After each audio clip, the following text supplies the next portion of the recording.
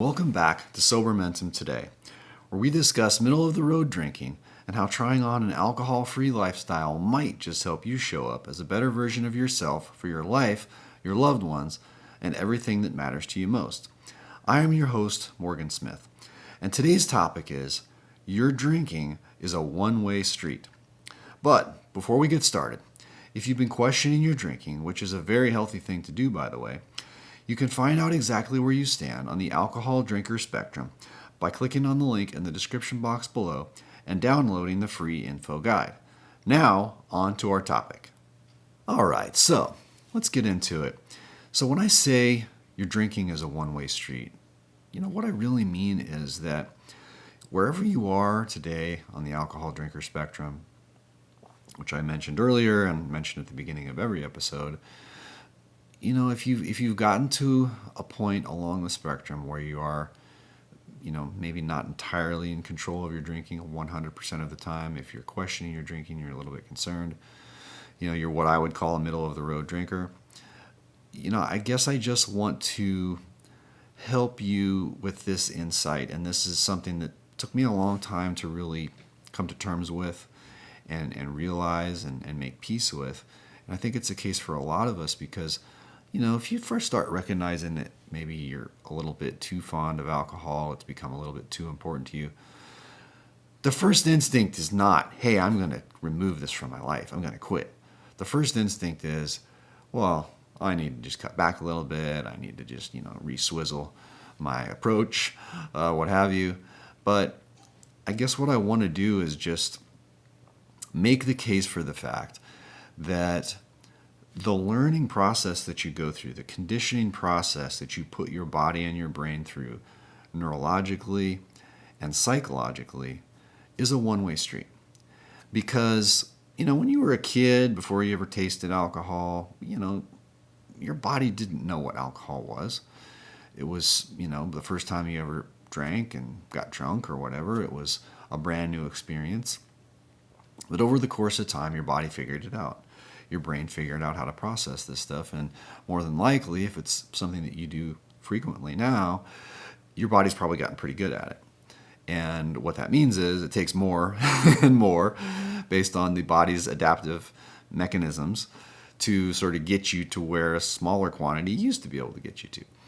And what I'm here to argue for is that despite maybe an innate desire, if you find yourself in this situation, to sort of turn back the clock, hit the rewind button on the movie of your drinking sort of history and take it back to where it was at some point in the past, maybe when you were younger, when you could have one drink and be satisfied, or you could have two drinks and stop easily, what have you. I'm just here to tell you that if you're past those days are not coming back. And the reason for that is because you've taught your brain some things that you cannot unteach it. And the analogy I use is, when you learn how to ride a bike, right? Like you go through this process and it's awkward and you fall down and scrape your knee and you try again, and maybe your parent or older siblings kind of holding the back of the bike for you to balance you out, and eventually your brain, your muscles, your nervous system, everything kind of figures out how to remain balanced while pedaling on this contraption with two wheels, or one wheel if it's a unicycle. Point being, once you have laid down the tracks psychologically and neurologically, you can't really unlearn that. I mean, imagine if you tried to forget how to ride a bike. More than likely, I know I'm assuming most of you watching know how to ride a bike, but like if you hadn't ridden a bike for a couple of years and someone handed you a bike and you hopped on it, like you're probably going to know how to ride it. I mean, it might be a little rocky for the first, minute or two, but you would very quickly get right back to where you were. And when it comes to drinking, I contend it's basically the same thing, and I think that's why so many people who try implementing rules into their routine and try cutting back and making these sort of different changes, nips and tucks around the edges, or even people who do a dry January, take a month off, a dry July or a sober October, take a month off. I think a lot of times the goal is to sort of reset, right? I'm going to rewind my drinking habit. I'm going to allow my body to sort of detox or whatever. And then when I come back, I'm going to be back where I was 10 years ago or 5 years ago or 20 years ago with respect to my relationship with alcohol. And I'm just here to tell you that's not how it works. You have taught your brain to function at this certain very high level with respect to consuming alcohol. And you don't need to be someone who's polishing off 20 drinks a day. I'm not even talking about that. I'm not talking about a 10 out of 10 on the drinker spectrum. Okay, because again, nobody wakes up one day a 10 out of 10 on the alcohol drinker spectrum and an alcoholic, quote unquote, if you want to use that term. Okay, no one goes to bed on a Friday night as a social drinker and wakes up Saturday morning as an alcoholic. It's a process. You slowly, well, maybe not slowly, I suppose it could happen rapidly too, but generally speaking, we're sliding down this spectrum toward greater consumption levels, greater frequency levels, and so forth, because our body's just gotten so good at processing it. But if you take that time off, if you take that break, if you try to cut back these using rules and so forth, the bottom line is your brain knows what it knows. And you can't unteach it what it knows. So if you take a break, whether it's for a month or 2 months or 6 months or a year or 5 years, that information is indelibly stamped on your sort of neurochemical function, your synapses, like everything inside your brain, it knows alcohol. It's like it's tattooed on there. And so the minute you go back to it, even though your tolerance will have lowered by virtue of the time off, generally speaking, in very short order, you're going to be right back to where you were.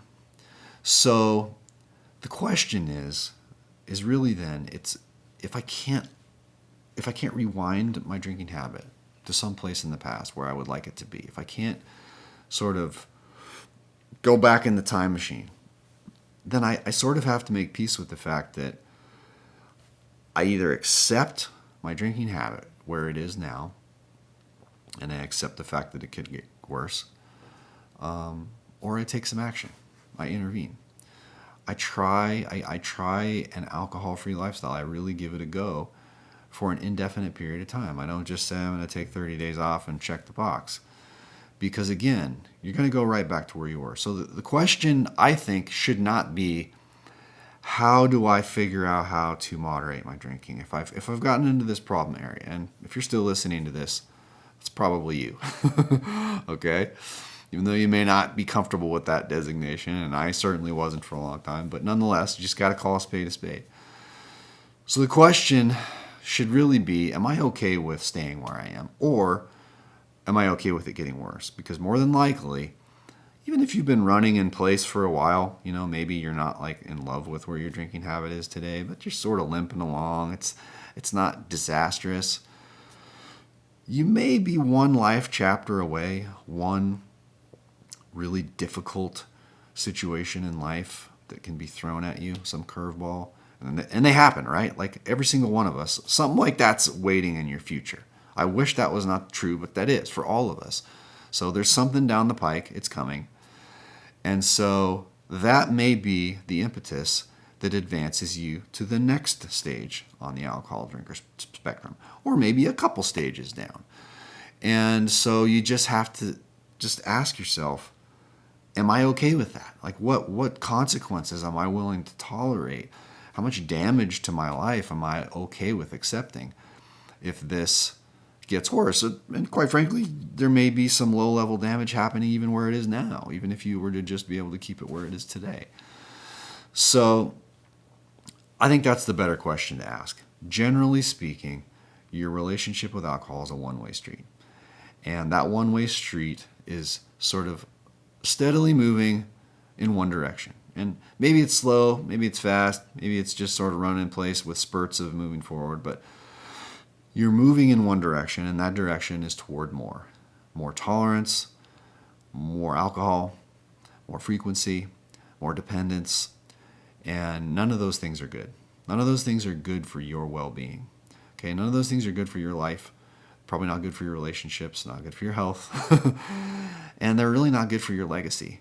Now, if you're not someone who cares about those things, like you're just okay with mediocrity, you're just okay with mailing it in with life, then I don't know, you probably wouldn't still be listening. You probably would shut this off by now. If you're someone for whom those things matter, if you're someone who has built other things in your life, you've built a family, you've built a marriage, you've raised kids, you've built a career, you may have built a business, you have hobbies that you're involved in and proud of. Are you willing to risk damaging those things, or maybe damaging them worse? Maybe there's already been some low-level, negative impact to these things. So only you can answer those questions. But I think that insight that your drinking is a one-way street, that you can't go backwards. Wherever you are now and wherever you used to be, you're not going to go back to that. Okay. Sure, you want to try to show me out of a room full of 10,000 people who drink too much, and you want to show me one or two of them that, shoved the square peg through a round hole and figured out a way to dial back their drinking and just force themselves into a box and into some moderate sort of routine. I don't know, maybe you could find some people like that. I'm here to tell you, by and large, you either accept where your drinking habit is today with the idea that it very likely could get worse, or you intervene and you take action and you remove alcohol from your life for an indefinite period of time. I call it taking a sober vacation. Okay, I'm on an indefinite sober vacation myself. No plans of going back, because it's just better. It's easier. It's less complicated. It's more predictable. And so I want to leave you with that, because I think that's a very important insight. If you're questioning your drinking, if you're sort of considering what to do about it, and you've tried cutting back, you've tried some things that maybe haven't worked out so well, I want to leave you with that thought. So thank you for watching. Thank you for listening. If you're hearing this on the podcast, have a wonderful day, and I'll catch you next time on Sober Mentum Today.